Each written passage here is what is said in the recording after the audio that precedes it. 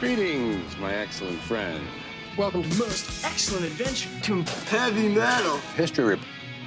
All right, ladies and gentlemen of the Heavy Metal History Podcast, my guest for this episode is A.L.N. You will know him from the band Mizmor. Thank you for coming on the podcast. Thank you for having me. Yeah, so I brought you on here today, obviously, to talk about the new album that's about to come out on Monday. Is that correct, or is it this Friday? Friday. Friday, that's right. So the thing I kind of like to start with before we get talking about that, I like to know everybody's kind of roots with the genre, like what records and bands you kind of remember listening to or seeking out or finding that got you into it, why you wanted to go into this extreme version of music. That's a good question. I came to metal through, I guess, originally classic rock was what I was listening to, and that kind of turned into listening to Black Sabbath. And from there, I got into stoner rock and stoner metal. I really liked the band Witchcraft, Danova, The Sword, was kind of what I was listening to for a long time. Nice. And then I got more into a little bit heavier of the doomier side of it with Electric Wizard and Sleep. And eventually it led me to Burning Witch, which was kind of my biggest doom influence for a really long time. I listened to that kind of doom for a while, the really evil, riffy kind of doom, and then also kind of developed a liking for black metal through bands like Wolves in the Throne Room and Drutk and Cold World. And then finally I kind of got into what I listen to the most now, which is Funeral Doom. Oh, yes. For me, a catalyst for that kind of music was the band Worship, also Shape of Despair and Evoken and Thurgothan. So I really like this kind of melodic, sad sound that you get in both black metal and doom, chiefly Funeral Doom. Yeah, I remember when I first started kind of like delving into the doom side of the genre, I think it was somewhat similar to yours, but I noticed immediately once I kind of like found Funeral Doom, there was something about that melody and the harshness of like the vocals, and then sometimes you have singing vocals in there that really, really sucked me in because it does encapsulate a feeling so well within the music. Totally. So with like the way those genres kind of form too, maybe you can speak to this or whatever, but there's a lot of crossover, I feel like, between black metal and doom, and even like some of the Swedish like melodeath stuff in there too, because of like the harmonies. And do you feel like that kind of represents Funeral Doom pretty well? I honestly don't know. I don't listen to a lot of death metal or Swedish death metal or melodeath, as you said. And though there certainly are examples of black metal and doom metal crossing over, for the most part, I kind of find them to be kind of diametrically opposed in their, I guess, technical, musical aspects. Yeah. The feeling is certainly common, the melancholia, if you will. But for me, I kind of take influence more from the pure essence of both genres and less from examples of them having been melded together, even though what I do is melding them together. Yeah, no, I get that. Yeah, I always like find the thing about genres and subgenres really fascinating, but even kind of melding those things together when you're going for a pure feeling, that has a lot to account for within music too. And I think that's something you do especially well, even very much with this new record. The feelings, there's one song, I want to say it's the second song on the record. I've only gotten to listen to it twice, unfortunately. There's something about the way that you wrote the main guitar riff in that song to where it feels like it carries the weight of the track, if that makes sense. And I'm kind of wondering if for you that was purposeful, or just kind of how the song came out in itself? Because you do write pretty long songs, and I gotta imagine having that same riff kind of carry that song was a deliberate choice in some respects. The songs are very long. The songwriting, for me, I don't pick out usually a key riff that's going to come back multiple times in the song as a motif. Mm-hmm. I more write these sort of linear narrative experiences where like there's like riff A and riff B and riff C, and it kind of progresses. In the first track on the album, there is sort of a motif unfolding of this kind of variations on a theme. But I think for like what you're talking about with the second song, what I can definitely agree with is the weight of the riff in specific in the guitar tone. Mm-hmm. I worked really hard to craft the guitar tone for this album. It's not entirely different than the tones I've used before, but I felt that it was really important to come up with a tone that would kind of be universal in a sense, that would be able to play doom and sound warm and heavy, and also be able to transition and play tremolo picking black metal riffs and still be clear and not just total mud. Yeah. So I had to make some decisions up front to get this tone, so I wasn't radically shifting between these sonic aesthetics, if you will, but just doing one single one that could be catered to both styles. But in the second song, Cairn to God, that song is, although there are moments of sort of a black metal tinge here and there, it's very much a doom song. Yeah. And so for songs like that, I would have my single tone that I use for the whole album, but I'd just go over to the amp and just nudge the bass a little bit more. So it was just that much more heavy, because I knew I wasn't going to need to do any like tremolo picking in that song. Really, there wasn't going to be any blast beats or anything, so there's more room for those low resonant notes to hang. So I'd kind of cater to certain moments there, just ever so subtly, with increasing the low end, or for the black metal songs, decreasing it and maybe giving it a little bit more high or mid, but all within the realm of this sort of universal, heavy but clear guitar tone. So what went into kind of experimenting with that sound that you were looking for? Like, was it just a matter of like you said, simple knob switches, or were you like experimenting with different pedals, guitars, stuff like that? I did experiment with all those components, really. The first thing I did was I bought a new guitar, because I had been using for all of Mizmor the same electric guitar I had from like my first band when I was 14. Oh, wow. And it was, it's not a bad guitar, but it's not a nice guitar. Yeah. And it was this semi-hollow body, and I never like took the time to investigate how I could improve the tone with changing the pickups or anything. So it would just kind of naturally scream. I didn't have much resonance. The body was cheap, not a solid piece of wood. Mm-hmm. And any note that would hang for too long, it would just go to feedback.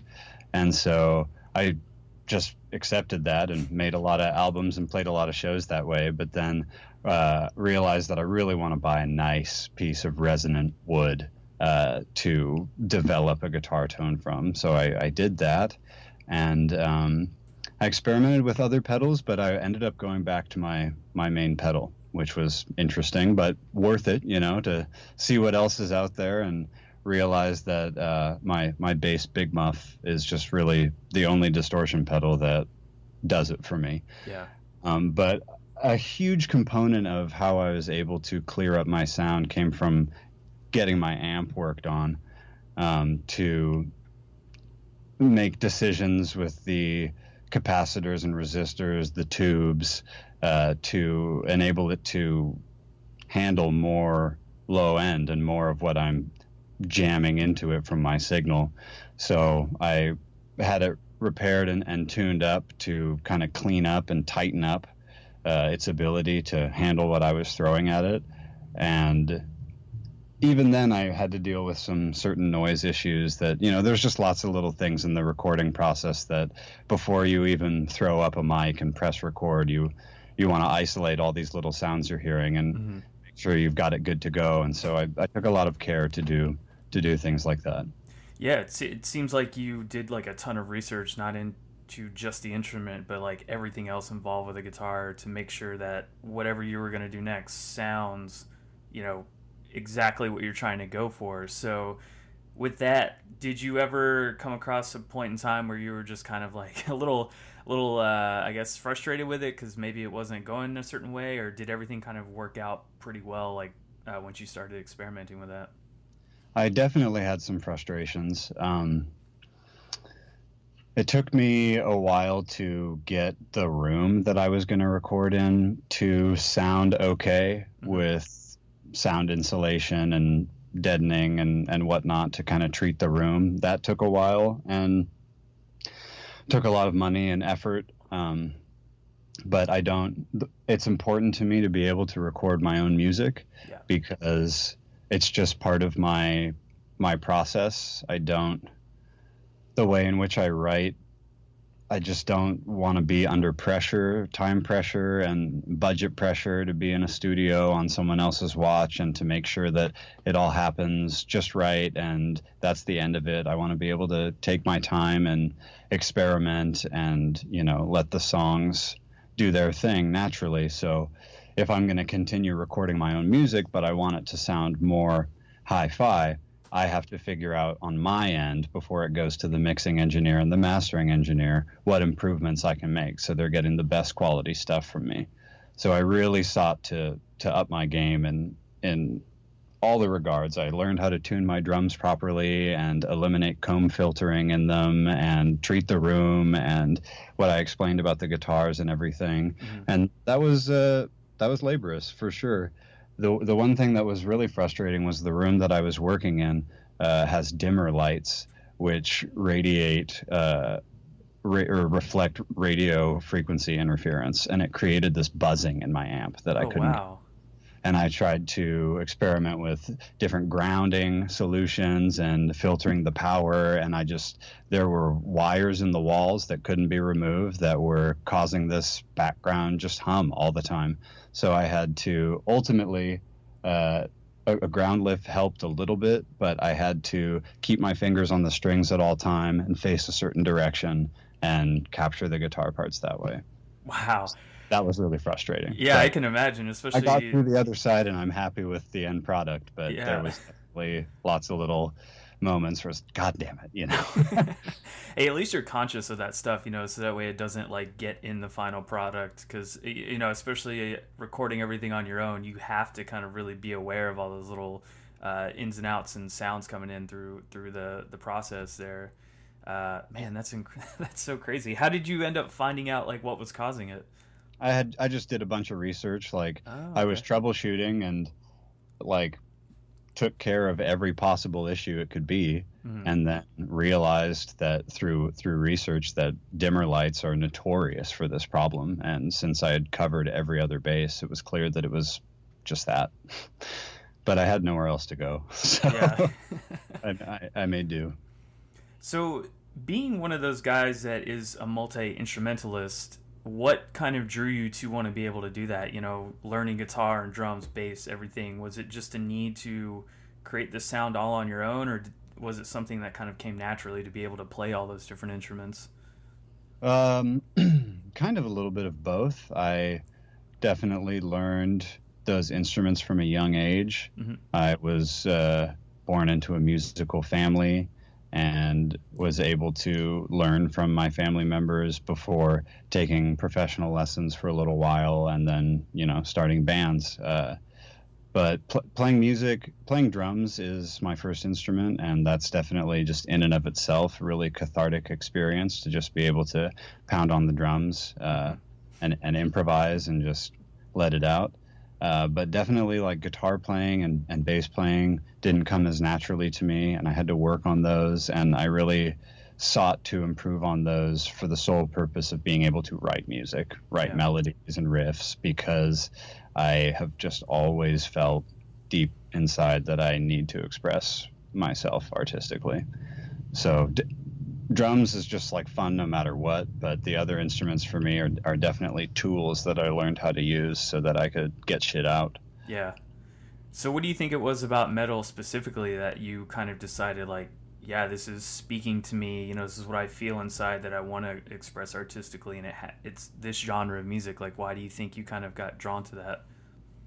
I think in the beginning I was drawn to a heavier sound just as a listener, due to the fact that, I don't know, I've always been kind of a melancholic, contemplative person. Mm-hmm.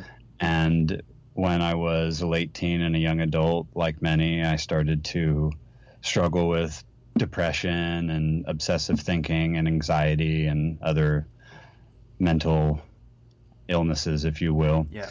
And there's just always been something really cathartic about hearing heavy music. It's like seemingly primal in this way. Like, it just touches this certain nerve. I started to create the music of Mizmor when I went through sort of a traumatic religious experience, Mm-hmm. crisis of faith, and I turned to the outlet of extreme doom and black metal as a form of expression, because it like doom, I've always felt a heart for doom. It like really encapsulates this feeling of depression that I've felt for a long time really well. So that was already something that I was kind of doing in a less extreme fashion with the previous band. And I was really drawn to black metal because it was anti-Christian in its message, and also especially the certain more melodic forms of black metal have this feeling in it that it's kind of hard to explain, but for me it sounds like the expression of yearning and longing, beauty and sorrow. It just made sense for me to use both of these genres that really touched my heart to express my own mental anguish and get catharsis from that. Yeah, that's something I personally kind of gravitate. That's why I gravitate toward metal too. You know, it's this kind of outlet to things that you're feeling that you don't necessarily have good ways of, like, you know, contemplating or figuring out in your mind all at once. Whereas, like, you can kind of hear a song and it will calm you down or a little bit, or just kind of put you in a different mindset that takes you out of that feeling for a second, and it's a nice little relief or palate cleanser, if you will. And yeah, I feel like that's how a lot of people are probably that gravitate towards metal in some respects. And then, you know, I think when you talk about creating music out of that, it gives it a lot more authentic kind of experience to it, because you're putting yourself out there in the music. You know, you're saying, hey, this is coming from a personal place. This is why I want to make this music, because I identify with it. And, you know, the end product kind of has much more weight to it because of that, I feel like. Oh, well, thanks. Yeah, I just kind of need it, you know? Yeah. So something you did mention too that I wanted to touch on, but not too much because you did talk about it in that article, but, you know, the kind of, I guess, evolution maybe of, you know, kind of starting out with the loss of faith and dealing with that and putting that into the music. And then, you know, it seems like each stage of the records that you've kind of done, or EPs, were like almost like a stage of grief. Would that be a correct assumption in kind of dealing with losing the faith? Absolutely. Okay.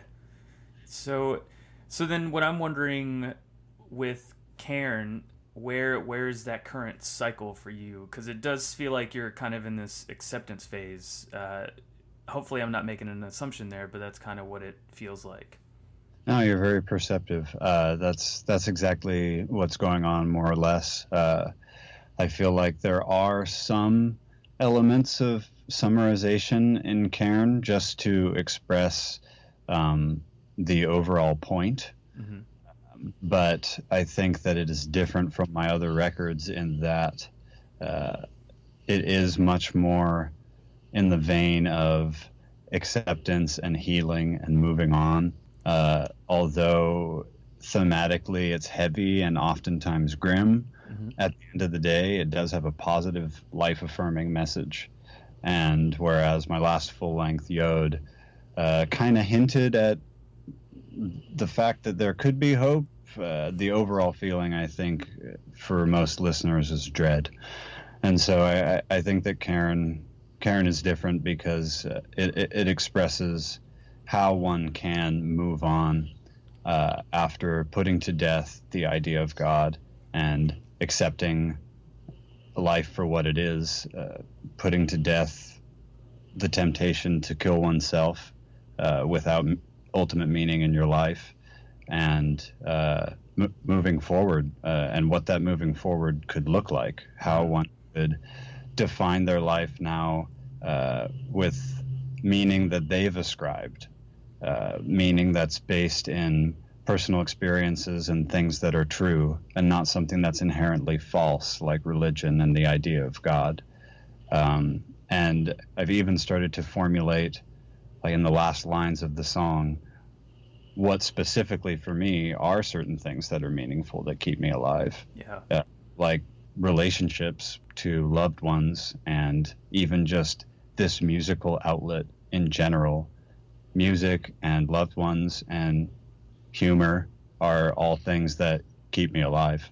And I want to be able to be clear about things like that and define things like that for myself, which is a theme of the album Cairn, so that I'm in less danger of losing my purpose and losing my life, because I've set up monuments of things that are important to me and things that shouldn't be given a second thought, so that there's less confusion and retracing of steps and more just living life in the present in truth and moving forward.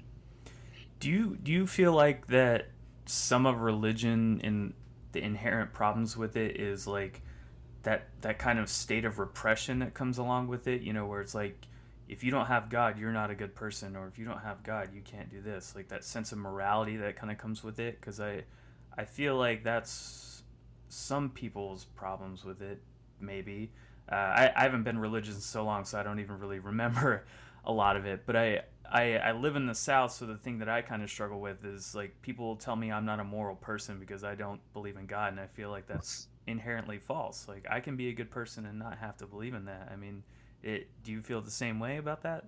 Absolutely. I think that is a really intense accusation, and I think that atheists are largely misunderstood and even hated minority group right now.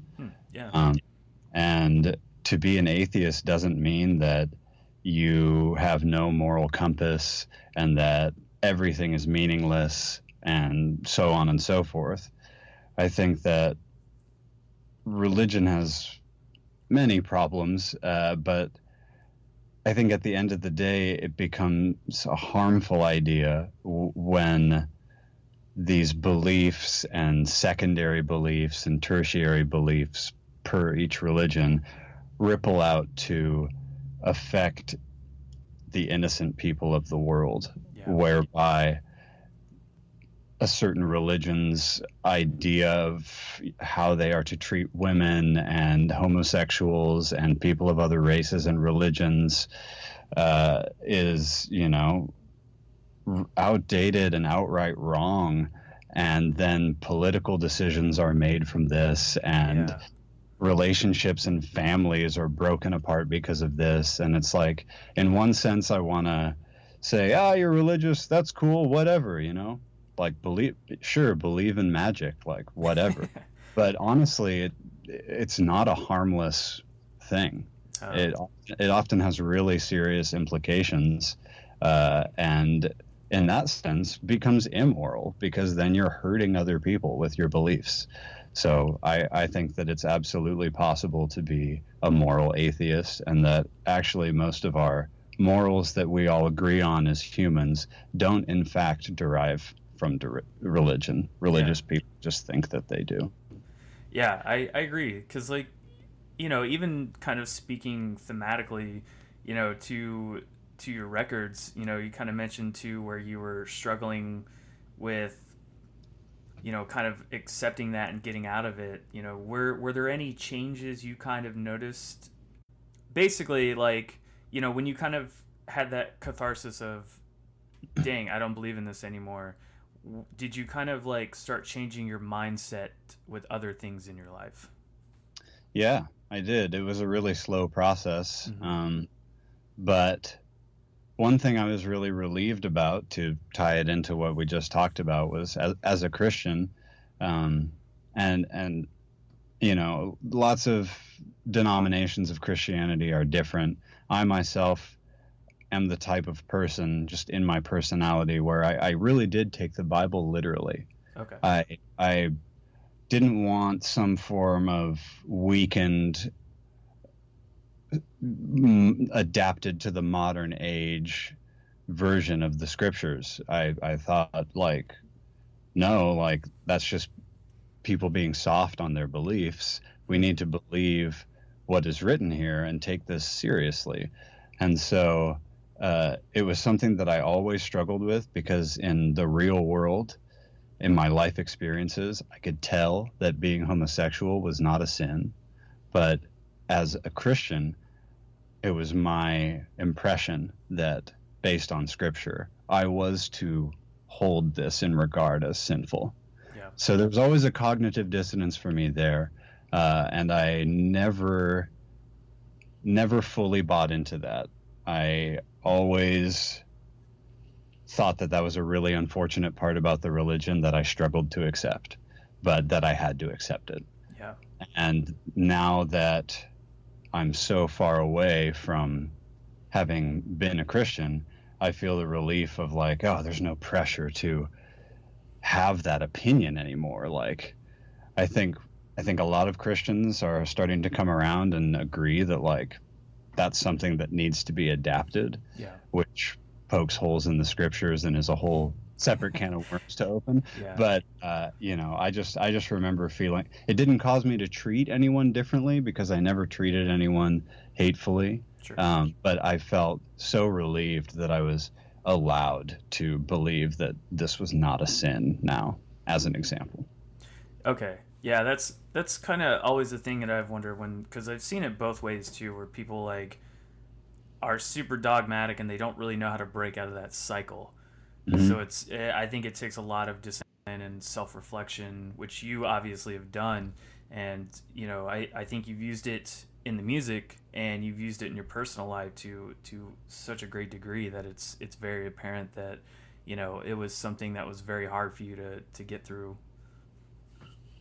Yeah, it really was. So something you mentioned too that I wanted to touch on, you were kind of talking about Yod and, the feeling of that record, and, looking at the album cover, it's very bleak, dark, white and black. It looks just so depressive to kind of look at it.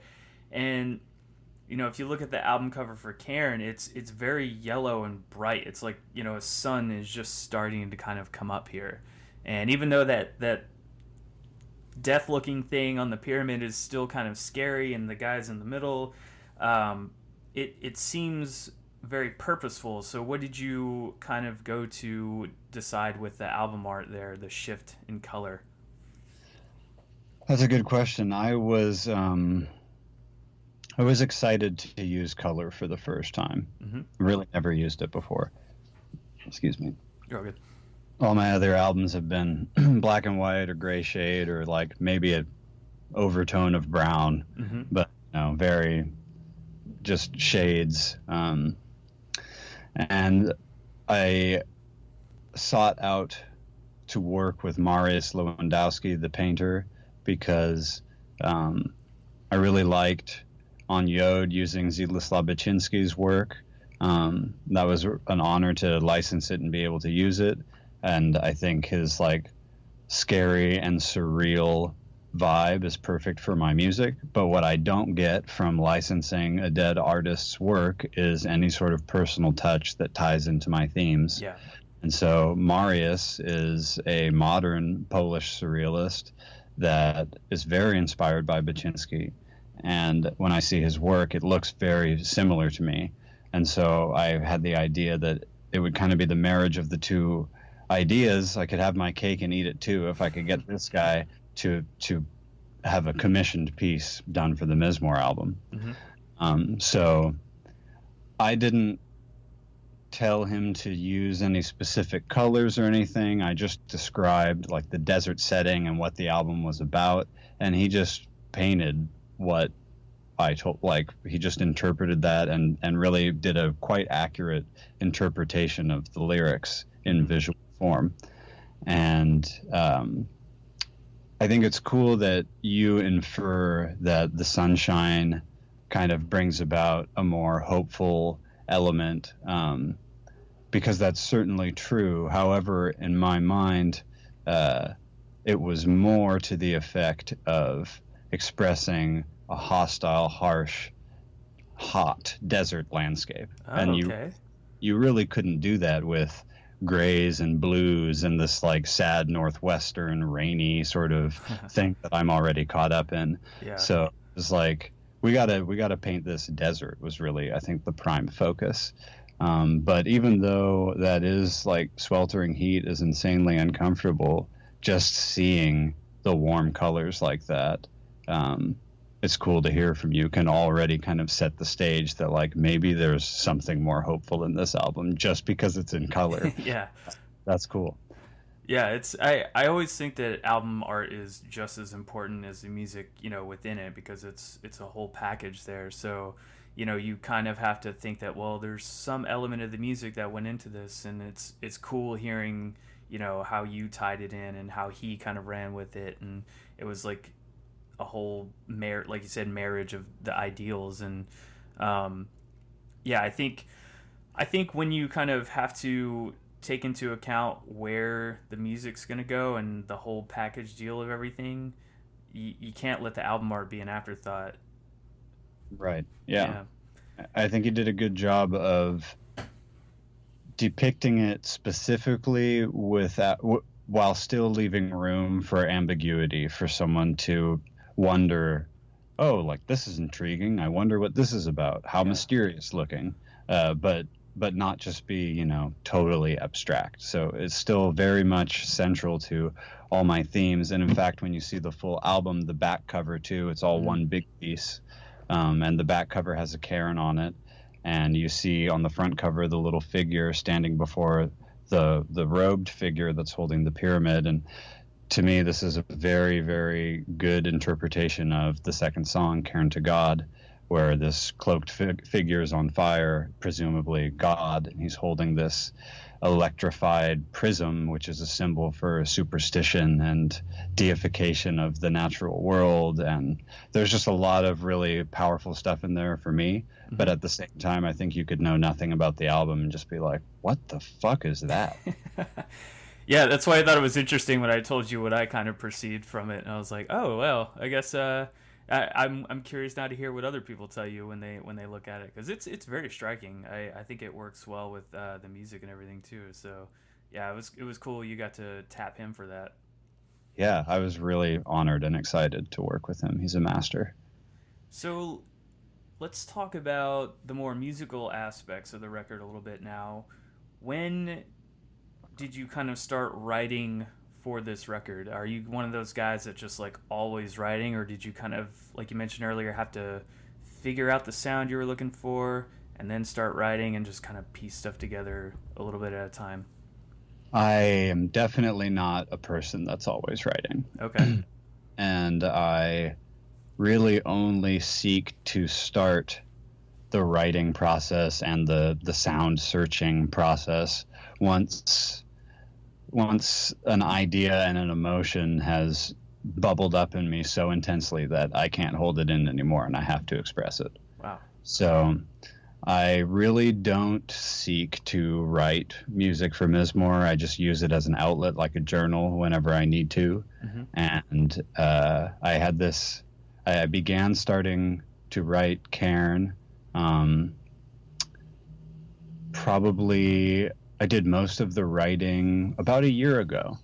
In June 2018, I left my job for multiple reasons, but I knew I wanted to take time away from just kind of mindlessly doing work for another person and having to eat up all my time, because it was also eating up my creativity, and I wasn't really doing anything musical anymore because I was so exhausted all the time.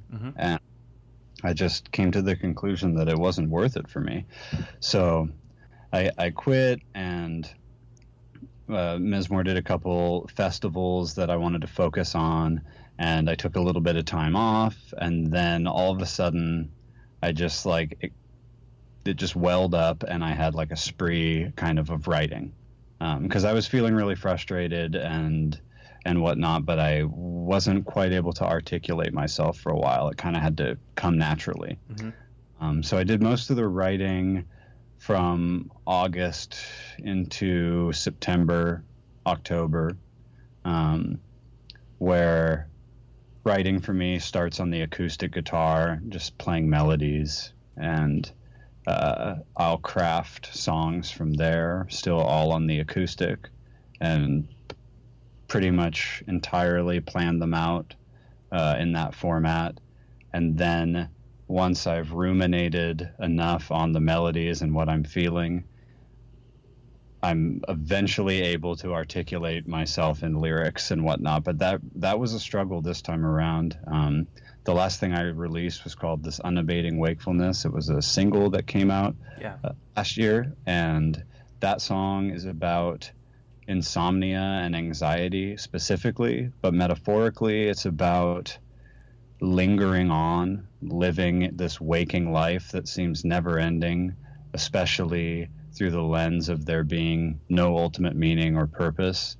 And just I sought to unpack that and to answer the questions of like, well, what is this life? If not a God hypothesis, if not that for the answer to purpose and meaning in my life and the origin of the universe, well, then what do I think happened? Why am I here? What's my goal here? Like, I really have no answers to those questions.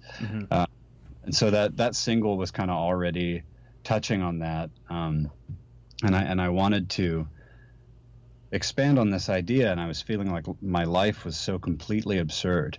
And I did some research on really just absurdity in general, and I found absurdist philosophy and was ultimately led to the book Myth of Sisyphus by Albert Camus.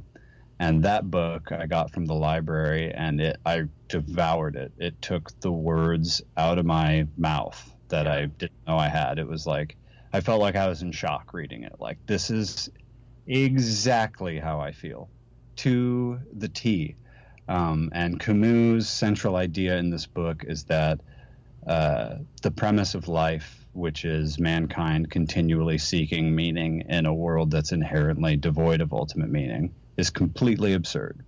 And that you could have either one of those things on their own and it wouldn't be absurd, but both of them together in a system where you press play and those are the guiding laws, that's a completely absurd scenario that creates a massive cognitive dissonance. And an individual can have one of three responses to this situation. They can reject the reality of it and make a leap of faith into ultimate meaning by believing in God and the supernatural. They can kill themselves because they've decided that life is no longer worth living without ultimate meaning. Or they can accept the situation for what it is and live each day in the face of the absurd, in reality and truth and acceptance, and seek to define meaning for their own life and try to enjoy it. And he asserts that the third option is the only viable option because the other two are escapes and suicides that reject reality. And I was so inspired by this, and it couldn't be said more eloquently than how he says it. But I sought to appropriate this absurdist idea in the album Cairn.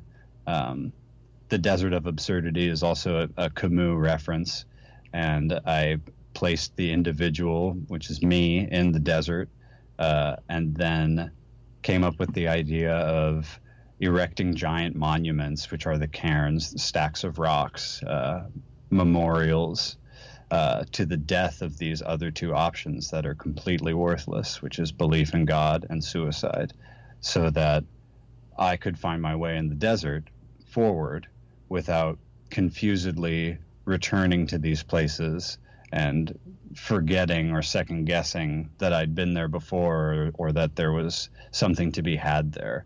But, selecting this finality by building a monument that restricts you from going back, so that you really just focus on truth, life, going forward, enjoyment, all those things. So if this is too much of a personal question, we can just pass on by it, but is that kind of something you still struggle with, like the ideation of suicide and life not being worth living, like a existential dread almost? I do struggle with existential dread. I still struggle with depression, but I'm not a suicidal person. Sure. I've definitely wanted to die, but not to the point that I have ever created a plan or actually tried to take my own life. So speaking about suicide, I'm more recognizing philosophically that it does not offer anything to answering this conundrum, which is really important to me. Yeah. Truth and answers are really important to me. And suicide is ultimately a very selfish and egotistical escape to take. And it's a really potent reality, and it's really sad and unfortunate. And I empathize with victims of that and their families, and I know those people. So I see it all around me, either in personal relationships or just in the world, and I see the temptation in myself, and I feel that I need to, like with God and the universe, like have a reason as to an explanation as to why I haven't done this myself, why this is a bad thing, which begs the question, why am I alive? I'm just the type of person that needs to know those things. I can't have it be ambiguous, or I'll be tempted to circular think about that and maybe go down that route. So I needed to define more concretely that, I want to be alive. I'll make that assertion. I'm tempted to not say that at times. Life feels really terrible sometimes, but I know that at the end of the day, I do want to be alive. Yeah, I think part of the reason I asked that and brought that up is because going into September, it is Suicide Awareness Month. And also, me personally, I've felt that way many, many times in my life. But now it's weird. Within the past couple of years, I don't feel that way anymore. But I do still feel kind of like blah about everything, like you were saying. Like, what is the point of all this shit, Mm-hmm. So it's interesting hearing you talk about it and the way you really just use that as an outlet, into the music, and the way you capture the weight of that in the songs. The thing that I was wondering about that specifically is with your vocal stuff on the record. You do the highs and the lows, but is it purposefully crafted which part you want the highs on and the lows to kind of express a different feeling within the song? Sometimes. Okay. Sometimes it is. I'd say that definitely the in between the highs and the lows, just like the mid-range yelling, the narrative of the lyrics, that is a lot of the vocal component. That is a little bit more intentional because there's so much emotion in a lot of the content and in a lot of the lyrics that oftentimes I feel the most accurate way to express it is in a very human sounding way. Mm-hmm. Whereas I think that the shrieks and the low growls, they sound inhuman and surreal and insane. And I like those too, but if we're talking about like Karen to Suicide, that has no shrieks or growls in it. That's completely all just yelling out the lyrics from the bottom of my heart. And so I think that kind of stuff is important. I like to use the shrieks and the low stuff to give it this more surreal vibe, and especially in the doomier parts, the slower parts, I'm able to do those screams in a more sustained fashion, which caters to the slowness and sustain that all the other instruments are already doing. So there's kind of a stylistic continuity happening too. Most of the black metal stuff's going to have straight yelling in it. Most of the doom stuff's going to get more sustained and weird. And sometimes it's going to cross over. But yeah, I don't know. There is a little bit of planning it out, and then there's also just trying different things out. I mean, like, that's not the right thing here. That's not expressing the emotion, or that's not expressing the horror, or whatever the word is there, to try and play with what gets implemented.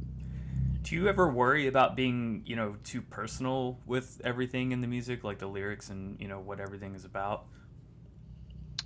I have not worried about that up until this point. The reason being that I started Mizmor in a very mysterious way. Yeah. When I made the first album in 2012, I wanted it to be shrouded in total mystery, because I honestly felt kind of embarrassed about it.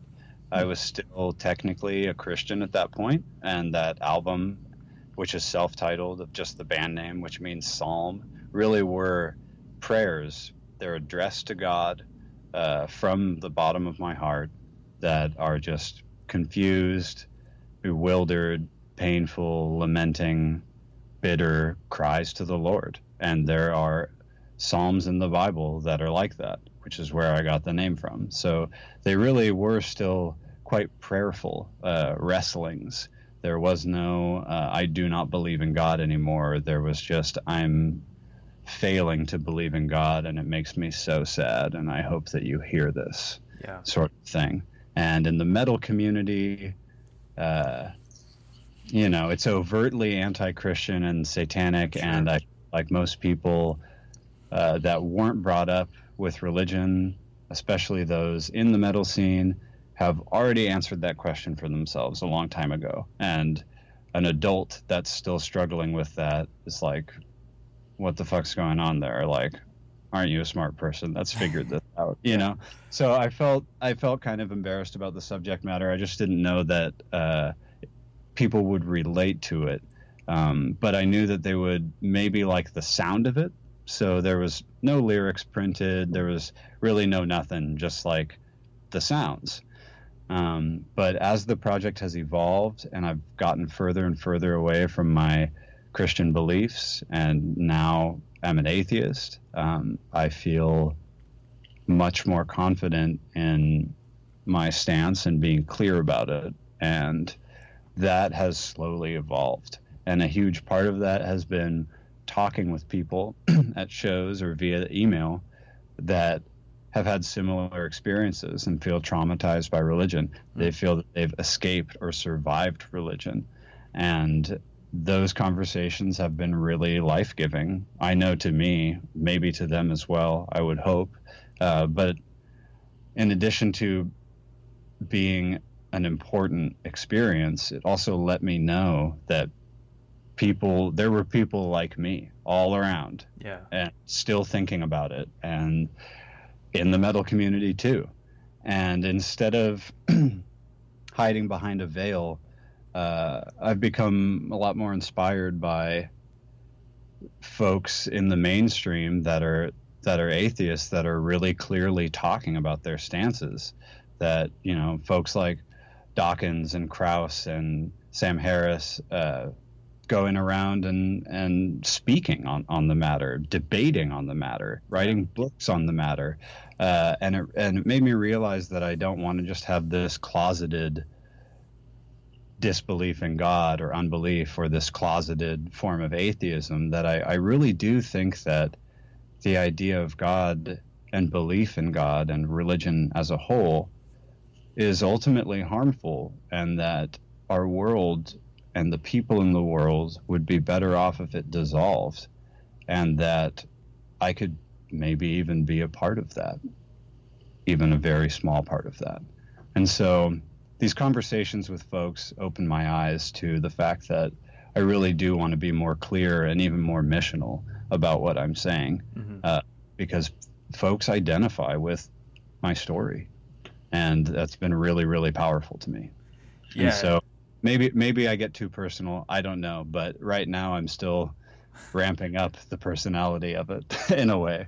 Well, I think that's the thing that I was honestly surprised about when you said yes, first of all, to do the podcast, because I know it was very much shrouded in mystery for a long time. And, I think having that level of vulnerability to where you're willing to put those ideals out there despite the negative or positive impact speaks a lot to your character. So I'm wondering, where do you kind of see yourself kind of driving a wedge in the genre, maybe with this kind of stance or music, or however you want to see it as a package, if that makes sense? That's a great question, and I really have no idea.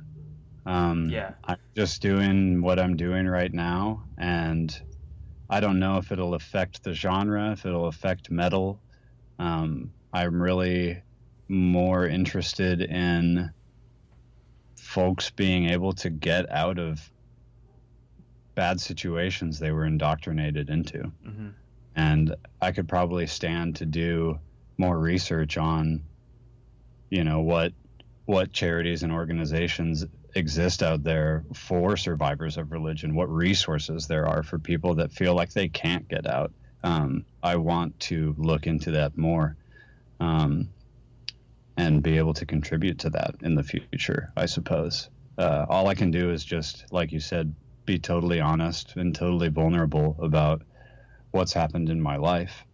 And I've just been really thankful and grateful that there is an audience that receives that and relates to that, and we can have this reciprocal, meaningful experience together. Yeah, it does seem like a lot of people gravitate towards your project in specificity. Is that the right word? Mm-hmm. Yeah. Especially with the new album coming out, people are very excited about it. And I think that, over the years when people have kind of learned about where its origins are, because I think a lot of people in the metal scene do kind of deal with the same thing, religious oppression or familial repression, abuse, mental, everything. It's like the human condition, and Mm-hmm. you're kind of putting a sound to it and using your personal experience, and that's kind of how it seems everybody gravitates toward it, if that makes sense.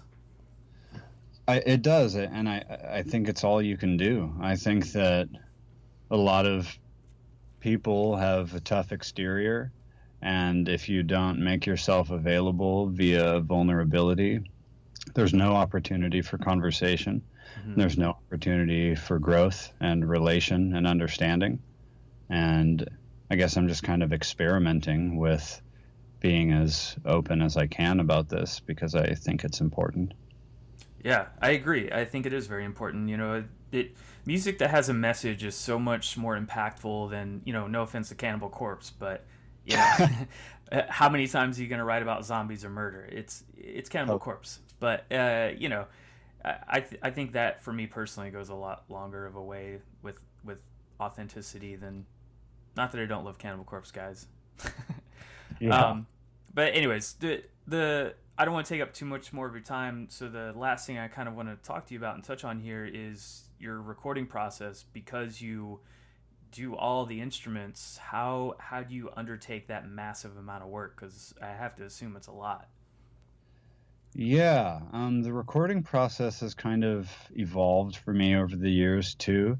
I used to kind of how I kind of explained my songwriting process, kind of wait for these things to bubble up and write them on the guitar and plan them out, and then record it really, really quickly. Okay. Within a few days, or sometimes one day if it was a song. Sometimes I'd do that in the past. I'd done some splits with folks, and I was just making one single song, even though it was a 15-minute song, Yeah. and record most of that outside of overdubs and vocals in one day. Wow. But then as I got more and more into getting my performances better and getting my recording techniques better, that turned into still not long, but I recorded Yod in 9 days. Okay. So I still had this kind of mentality, because oftentimes I was doing what I didn't like, in that someone else was recording me or I was in someone else's space, even if it wasn't professional. And it created a pressure. Maybe it was just something that I imagined in the situation. But for me, it created a pressure to get in and get out.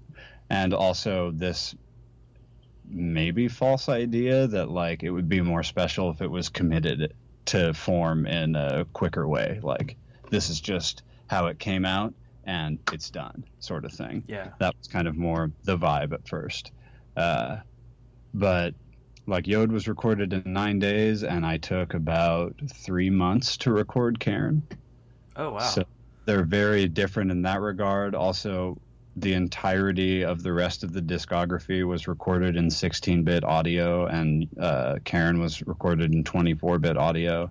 So there's already like a big leap in transparency and quality there, not to mention the time and effort I put into my performances and what I described earlier with the room and the drums and just everything before recording, really trying to up the bar so I'd be comfortable with listening to it in 10 years, maybe. Yeah. So yeah, the recording process, I guess what I'm trying to say is in the past, it didn't seem as much of a burden. It was like, I'll just sit down behind whatever instrument and I'll bust it out, and it is what it is. But with Karen, I cared a lot more about the performances and the songwriting and just the sonic quality of every instrument. And that became quite an undertaking. I always record the drums first. Karen's the first time I ever recorded to a metronome. That's also a huge difference. But that means that like everything has to get planned out beforehand. I have to commit to things like up front, got to program where all the tempo changes are, lay down the drums with the guitar melody in my head, and then like nothing's moving, So there's a lot of big decisions that come early on in the process for me, and a lot of agonizing over that performance was fine, but is it great? And like trying to push myself like that, because I've never really done that. Yeah. So Karen was definitely a huge undertaking, but I knew what I was up against because I specifically took time away from work to do this, to do exactly this, to go down the rabbit hole and to try to just get the best thing I could without pressure, in any regard. So even though there was pressure from myself, there was also a great freedom in being able to take my time and try to just make the best album I could. So do you have like a whole like recording space of your own now to do everything? I have a recording space of my own, and gear that I use, and an interface and microphones and monitors and whatnot, but I don't have any outboard gear like compressors and equalizers, like actual hardware units. Okay. So that all has to happen in the mixing process. I could definitely expand my tools still, but for all intents and purposes, I'm trying to just capture the best performance I can without imparting anything negative to the fidelity. Mm-hmm. Like it could get better if I learned how to appropriate other tools, but at least I'm not already sending off something that has degraded quality and background noise and all this other stuff to get mixed into the final project, where of course the engineer will be nice and not really tell me about many of those things, but I know. I mean, at least you're not overthinking it, and on top of that, like the fact that you had that amount of time to take really shows it takes a bunch of weight off the process, which I'm sure is really important for you. And you talked about like really trying to nail down the sound you're going for. I mean, if this is just a hint of where you're trying to go, I can imagine whatever you're going to work on next, you're going to learn more things, you're going to really evolve as a musician. And I think the crazy thing about like guys who do it all themselves in music, or women, you play with musicians, but at the same time you don't really have anybody there to kind of like talk you out of an idea. You're more free to just explore what you want to explore, and I'm assuming that's why you do everything yourself, correct? That is true. Yeah, absolutely. And I think that has a really attractive and important quality in the sense that just one person gets to express their pure vision without, you know, sacrificing and making this sort of Frankenstein song with everyone's influences in it, which is also a really cool way to make music. But I personally need this sort of outlet. I can do the other thing too, but if it came at the expense of doing my own thing, I would have to just pick doing my own thing. Yeah. And you know, the negative to it is that you don't get to hear how your song sounds till you're done. You don't get to jam out the riff and change it at all.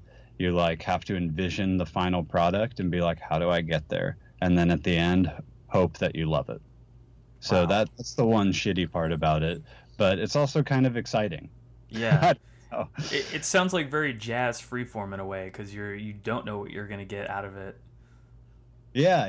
It's there's perhaps an analogy to jazz there. It's definitely not freeform in the sense that I have to carefully plan it out before I start recording. Good point. But I never get to hear if I like the results until all the instruments are tracked and it's done.